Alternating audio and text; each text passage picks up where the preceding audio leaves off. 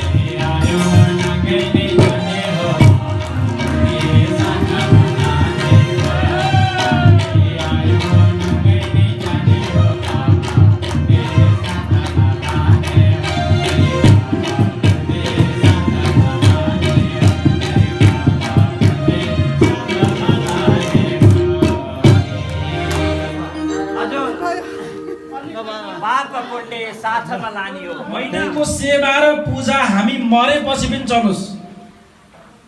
स्वामीजी अब कति वर्ष हुनुभयो? 70-75 वर्ष भइसक्नु, 74 वर्ष भइसक्नु भयो। अब हामी मध्येका पनि धेरै भए 5-7 वर्ष, 10 वर्ष, 15 वर्ष, 20 वर्ष भन्दा बढी गए जस्तो लाग्दैन। त्यही पनि भरोसा छैन। त हामी मरेपछि पनि ठाकुरजीको सेवा चलोस् भन्ने चाहने हो कि होइन? पक्कै पनि चाहन्छौँ हामीले। यति भव्य मन्दिर बन्दैछ, यस्तो विशाल दल नेपालकै अद्वितीय मन्दिर बन्दैछ, भगवानको सेवा सधैँ चलिरहोस्। हामी मरेर गए तापनि लक्ष्मी वैकुण्ठनाथ भगवानको सेवा चलिरहोस् भन्ने भावनाको साथमा अक्षय कोष स्थापना गर्न थालिएको हो। है ताली बजाएको। हामी त अभिभावकमा बसिसक्यौँ, त्यही राम्रो भन्नुभयो हजुरले। 251 मा पढिसक्यौँ हामी, धेरै भाग्यमानी यहाँहरू अति भाग्यमानी भन्नुभयो। अब जसले भ्याउनु भएको छैन, जसले अभिभावकमा बस्न पाउनु भएको छैन, उहाँहरू झन् पनि भाग्यमानी। किनभने अक्षय कोषको ब्याजबाट ठाकुरजीको आरती हुने हो। अक्षय कोषको ब्याजबाट अनुसन्धान जोडिनु पर्दछ। शिक्षा जोडियो भने यहाँ भोलि मन्दिर त बन्छन्, भवनहरू त बन्छन्, तर गुरुजीहरू हुनु भएन भने, पण्डितजीहरू हुनु भएन भने पूजाआजा कसले गर्ने? र त्यो ज्ञान अब भोलि त हिजो संस्कृत भाषामा लेखिएका ज्ञानहरू छन्, विभिन्न भाषामा लेखिएका ज्ञानहरू छन्, त्यो ज्ञानहरूलाई उजागर कसले गर्ने? यसको लागि शिक्षाको आवश्यकता छ। हाम्रो वैकुण्ठनाथ मन्दिरले आफ्नो मातहतमा विद्यालय पनि खोलेको छ, यसलाई अगाडि बढाउनु पर्छ। त्यसकारणले मैले अगाडि पनि मैले भनेको थिएँ, शिक्षा सरकारले लिनुपर्दछ, विद्यालय सरकारले बनाउनु पर्दछ, शिक्षा पाठशालाहरू खोल्नु पर्दछ। तर मन्दिर, यस्तो मन्दिरहरू हामी जसले जुन धर्म मान्छौँ हामी आफै गर्नुपर्दछ, हामी गर्न सक्दछौँ। त्यस कारणदाखेरि हामी अरू विभिन्न कुराहरूमा खर्च गर्छौँ भने हाम्रो आस्थाको केन्द्र, आफ्नो धर्मको केन्द्र मन्दिरमा हामी किन खर्च गर्न सक्दैनौँ? सक्छौँ। मैले यो अगाडि पनि हाम्रो स्वामीजीसँग भनेको थिएँ, यस्तै कुनै एउटा महायज्ञ लगाऊ जसबाट हामीलाई चाहिए जति पैसा प्राप्त हुन्छ। मैले भनेको थिएँ यसभन्दा अगाडि 2टा महायज्ञ हामीहरूकै पहल कदमी भयो। हामीले गणेश धाममा एउटा महायज्ञ गऱ्यौँ यसभन्दा 2 वर्ष अगाडि। यसभन्दा अगाडि हामीले चाहिँ क्रिकेट रङ्गशालाको लागि महायज्ञ गऱ्यौँ, जहाँ 69 करोड रुपियाँ बोलचन्दा आयो भने। यस्तै यो एउटा चाहिँ हाम्रो ऐतिहासिक धरोहर बनेको यो वैकुण्ठनाथ मन्दिरको लागि किन हुँदैन? हुन्छ। या यसको जति पनि संसारभर रहनुभएका जति पनि यसका चाहिँ अनुयायीहरू हुनुहुन्छ, हामी धार्मिक भाव राख्नुहुन्छ, उहाँहरूले थोरै धेरै सबले सहयोग गर्नुहुन्छ। किनभने हामीले शीत गुबाएर भइनु पर्दैन। हामीले एउटै दाताबाट धेरैभन्दा धेरै पैसा आओस् भन्ने कुरा भन्दा पनि आओस् ठिकै छ, तर धेरै मान्छेबाट अलि जुटायो भने त्यसले हुन्छ। त्यसले एउटा आस्था पनि बढ्छ, त्यसले विश्वास पनि बढ्छ, त्यसले मन्दिरप्रति रेखदेख पनि हुन्छ। यो गरेर गर्नु पर्दछ। र यहाँ मैले सोचेको भन्दा बढी यहाँ सहयोग उठिरहेको छ। त्यसबाट यो धर्मको कति ठुलो प्रभाव छ भन्ने कुरा मैले बुझेँ। हाम्रो महाराज ईश्वर कृष्णजीले स्वामीजीसँग कुरा भएछ र उहाँले यो अहिले नै गर्न सकिन्छ भनेर प्रेरणा दिनुभएछ। मलाई उहाँ प्रेरणा दिनुभएको छ भन्दा बहुतै खुसी लाग्यो। मलाई पनि अलिकति लागेको थियो यस्तो कोभिडको बेलामा कहीँ गाह्रो हुन्छ कि जस्तो लागेको थियो। तर मैले हाम्रो जति पनि आँट गरेपछि भगवान्ले पुर्याउनुहुन्छ भने जस्तै हाम्रो यहाँ आँट गर्नुभयो यहाँहरूले यो अवस्थामा पनि। र यहाँहरूले भगवान् रूपी जति पनि मानव हुनुहुन्छ, यहाँहरूले सब त्यो पुर्याउँदै आउनुभएको छ। र हामीले यसलाई साँच्चै नै हाम्रो आफ्नो गौरव, आफ्नो प्रतिष्ठा, आफ्नो इज्जत आफू को हौँ भनेर भन्दाखेरि हामी लङ्को हौँ, हामी लङ्कोवासी हौँ, हामी चितवनवासी हौँ। चितवनवासी हुनुको गौरव के हो भनेपछि यहाँका मान्छेहरू यस्तो छन्, संस्कारको छन्, मूल्य छन्, नैतिक मूल्यमा छन्, मानवीय मूल्यमा छन्, धर्मवीरू छन्, धार्मिक भावना छन्, एक अर्कोलाई सहयोग गर्छन् भन्ने किसिमको कुरा गराउनलाई हामीले त्यो चिजहरू रहनका लागि पनि यो मन्दिरको धेरै ठुलो आवश्यकता छ। र यसमा यहाँहरूले जति आजीवन सदस्य हुनुहुन्छ, अभिभावकको सदस्य बन्नुभएको छ, अरू विभिन्न अक्षय कोषहरूमा सहयोग गर्दै आउनुभएको छ। सहयोग गरौँ, यसलाई अगाडि बढाउँ। अहिले हामीले सरकारसँग यो वर्ष प्रदेश सरकारबाट हामीले त्यहाँ 30 लाख रुपियाँ त्यसको लागि छुट्याउनुको लागि हामीले अहिले गरेका छौँ। यो काम सुरु हुँदै अगाडि बढ्दै गएपछि त्यसलाई निरन्तर रूपमा अगाडि बढाउनका लागि त्यसलाई पहल कदमी लिनेछु र यसलाई अगाडि बढाउनको लागि यहाँको साथमा रहेर अगाडि बढ्नेछु भन्ने कुरा गर्दै मलाई यहाँ आफ्ना केही भावनाहरू राख्ने अनुमति दिनुभएकोमा आयोजकप्रति हार्दिक आभार व्यक्त गर्दै यहाँहरूको सफलताको शुभकामना दिन्छु। हस्त धन्यवाद। कविता सुनाउँछ है। पूजा नित्य पवित्र वेद विधिले चल्दै रहो सुन्दर, केही कति कमी नभई अझौ भो बढ्दै रहोस् मन्दिर। भन्दै भाव उदार उच्च सुकिलो, राखी नराखी अहम पूजा अक्षय कोशमा दिनुभयो, यो दान झट्टै स्वयं। भन्दै भाव उदार उच्च सुकिलो, राखी नराखी अहम पूजा अक्षय कोशमा दिनुभयो यो दान झट्टै स्वयं। केही दान भयो हिजो भवनको निर्माण सिद्ध्याउन, अहिले दान छ यो चलाउन सिधै श्रीकृष्ण नित्यार्चना। बस्ने बास दिएर मात्र नहुने, सेवा सधैँ चाहिने, यस्तो अर्थ बुझेर दान दिनुभयो वैकुण्ठ नै पाइने।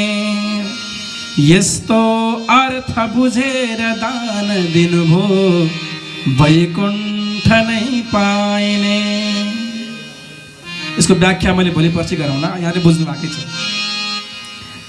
थप्ने छन् यसमा उदार दिलका सन्तान हाम्रा पछि, यो संस्थान अनन्त काल तक नै चल्ने छ बढ्दै अघि।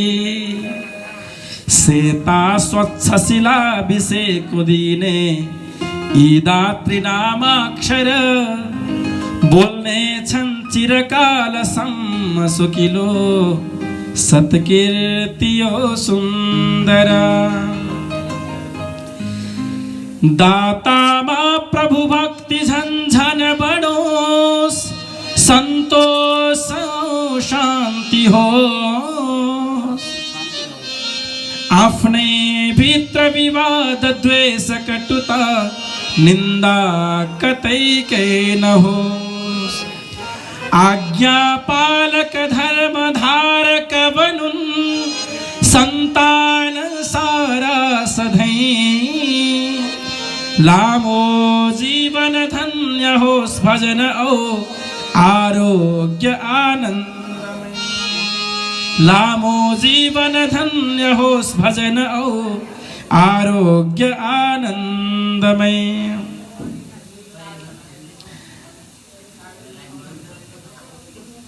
सारा वेद विधान धन्य जन को एकात्म प्यारो रहोस्। नानाई कुल मूल हिन्दूहरूमा सौजन्य सौहार्द रहोस्। राग द्वेष र क्रूरताहरू कतै टाढै परै पन्छ्युन्। वैकुण्ठेश्वर कृष्णमै दिलली चोलाइनी सिद्धियुन्। वैकुण्ठेश्वर कृष्णमै दिलदी चोलाइनी सिद्धियुन्। बडा भाव भरिएको छ। यसको व्याख्या मैले भोलि पर्सि गर्नेछु, आज समय कम छ।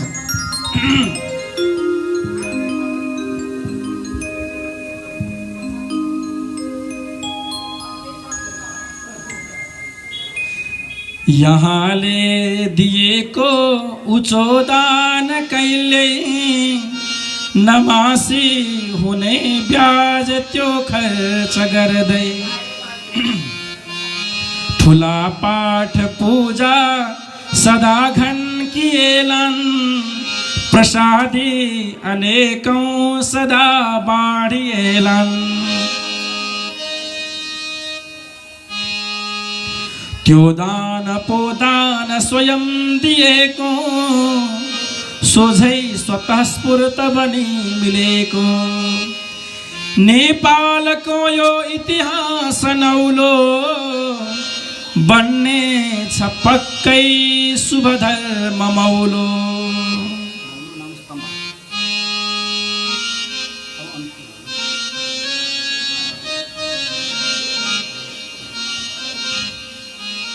यहाँ बन्नु भयो संस्थापक अक्षय कोशका, सञ्चालनार्थ यो नव्य भव्य मन्दिर पोषका। यहाँ बन्नु भयो संस्थापक अक्षय कोशका, सञ्चालनार्थ यो नव्य भव्य मन्दिर पोषक। यहाँका अति नै चोखा दानी शालीन हातमा, चढायौं कविता पुष्प सातै प्रीति साथमा।